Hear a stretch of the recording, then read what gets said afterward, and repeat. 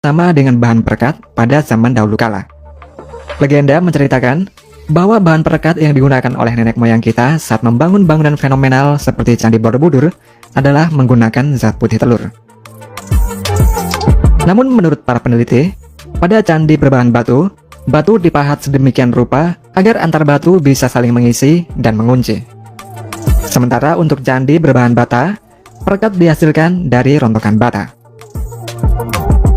Semen dari bata ini disebut dengan semen merah. Semen merah ini dicampur dengan kapur dan pasir. Jika ditambah dengan air, lama-kelamaan akan mengeras dan menjadi padat. Tapi sayangnya material ini belum dimanfaatkan dengan baik dan mulai terlupakan. Semen modern dikembangkan pada abad ke-18 oleh insinyur asal Inggris yaitu John Smeaton. Dia mencampur batu kapur dengan tanah liat. Kemudian Joseph Asdin juga membuat campuran yang hampir serupa dan diberi nama semen Portland. Nama Portland tersebut digunakan karena hasil akhir warna ramuan yang diolahnya ini mirip tanah liat yang berada di Pulau Portland di Inggris. Dan semen Portland inilah yang kemudian dikenal dan paling umum digunakan di seluruh dunia. Dalam membuat semen Portland, terdapat beberapa metode, diantaranya adalah proses kering dan basah. Untuk proses basah, kekurangannya adalah memerlukan air dalam jumlah yang banyak, serta memerlukan suhu pembakaran yang tinggi. Sedangkan untuk proses kering, membutuhkan suhu pembakaran yang lebih rendah. Dan proses kering ini yang paling sering digunakan pada pabrik semen saat ini karena biaya operasi yang rendah, tetapi memiliki kapasitas produksi yang besar. Bahan baku utama untuk membuat semen adalah batu kapur yang kaya akan kalsium. Kemudian alumina atau aluminium oksida yang diperoleh dari batu lempung, kemudian pasir silika, dan yang terakhir adalah oksida besi yang diperoleh dari biji besi. Untuk mendapatkan batu kapur, cara yang termudah adalah dengan cara peledakan. Sedangkan untuk memperoleh batu lempung, dilakukan dengan cara pengerukan, dan untuk bahan lainnya seperti biji besi dan pasir silika, biasanya didatangkan dari tempat lain.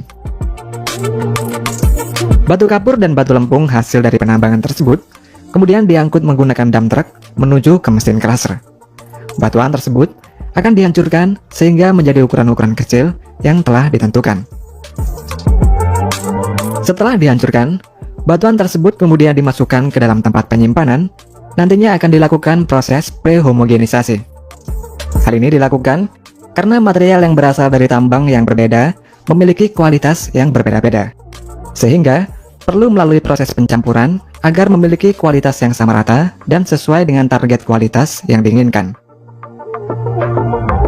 Jika telah melalui proses prehomogenisasi, material kemudian dikirim melalui conveyor menuju vertical mill untuk proses penggilingan. Namun sebelum menuju ke vertical mill, material-material tersebut diberi bahan baku lain yakni biji besi dan pasir silika dengan komposisi yang telah ditentukan. Kemudian pada vertical mill, material akan digiling sehingga menjadi bentuk bubuk atau fine powder. Ketika sudah menjadi fine powder, maka akan diambil sampelnya untuk dianalisa untuk melihat hasil kualitasnya. Setelah itu fine powder dikirim melalui conveyor. Fine powder ini menuju bangunan bertingkat yang sangat besar yang disebut dengan preheat tower. Di dalam mesin preheat tersebut, material akan dipanaskan dengan suhu awal 60 derajat Celcius, kemudian suhu ditingkatkan menjadi 900 derajat Celcius. Di dekat preheat tower, terdapat mesin rotary kiln. Rotary kiln ini panjangnya bisa mencapai puluhan meter, dengan diameter sampai 4 meter. Ketika proses preheat selesai, material dimasukkan ke dalam rotary kiln, dan pada rotary kiln ini material dipanaskan dengan suhu 1450 derajat Celcius. Dengan suhu sebesar itu, akan memicu reaksi kimia pada material di dalam rotary kiln, sehingga membuatnya menjadi klinker atau semen mentah. Untuk proses pembakaran pada suhu yang sangat tinggi tersebut, di zaman dulu banyak yang masih menggunakan batu bara. Namun di zaman sekarang selain batu bara, juga bisa menggunakan bahan lain seperti limbah ban bekas. Selain itu, cerobong asap pada proses pembakaran juga terintegrasi dengan sistem kontrol untuk memantau emisi gas buang agar sesuai dengan standar. Setelah dari rotary kiln, klinker akan masuk dalam proses quenching.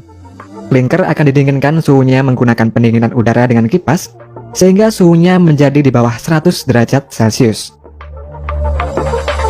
Kemudian klinker tersebut dibawa menuju silo untuk dikumpulkan terlebih dahulu.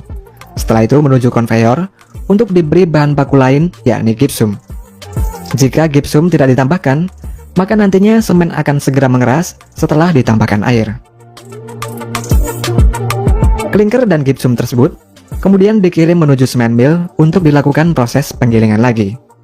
Dan setelah dari proses penggilingan tersebut, klinker kemudian menjadi produk akhir yang disebut dengan semen. Semen-semen ini sebagian dikirim ke tempat packing plant yang berfungsi sebagai tempat pengepakan dan pembungkusan semen. Sedangkan sebagian semen sisanya dikirim dalam bentuk semen curah menggunakan truk, kereta api, dan kapal menuju tempat konsumen.